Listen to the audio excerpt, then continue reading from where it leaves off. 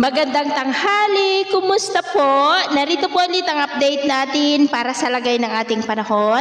Ngayong tanghali po ng March 1, 2024 na kung saan sa ngayon ay patuloy pa rin po ang pag-iral ng easterlies dito po sa ating bansa habang ang haging amihan ay nandyan pa lamang po ngayon sa may extreme northern Luzon maging po yung shoreline. At sa ating long-range forecast, wala pa ring bagyo na nakikita na tatawid dito po sa ating bansa hanggang po sa susunod na 2 linggo ay posibleng storm-free po tayo. At sa lagay ng ating panahon, ngayong tanghali ay maayos ang panahon sa malaking bahagi ng ating bansa.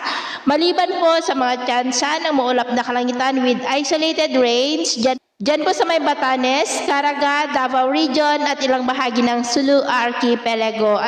At sa susunod po ng mga oras ay maayos pa rin po ang panahon sa malaking bahagi ng ating bansa pero may tsansa pa rin ng maulap na kalangitan with isolated rains dyan po sa may extreme northern Luzon, Caraga, Davao Region, Northern Mindanao, Sorsogon at Sulu Archipelago. Kaya kung lalabas tayo sa ating matahanan ay ugaliin po natin lagi ang magdala ng kahit anong panangga natin sa init ng araw at proteksyon na rin po sa mga biglaang buhos ng ulan.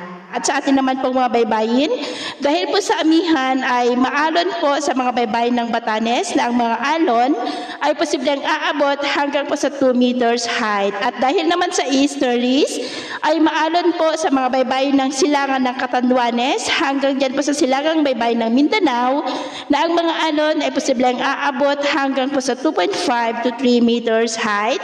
Kaya iwasan po muna natin ang papalaot dyan po sa mga may kulay pula para mas makaiwas sa mga sakunang pangkaragatan. So, ito po ng latest update natin sa araw na ito.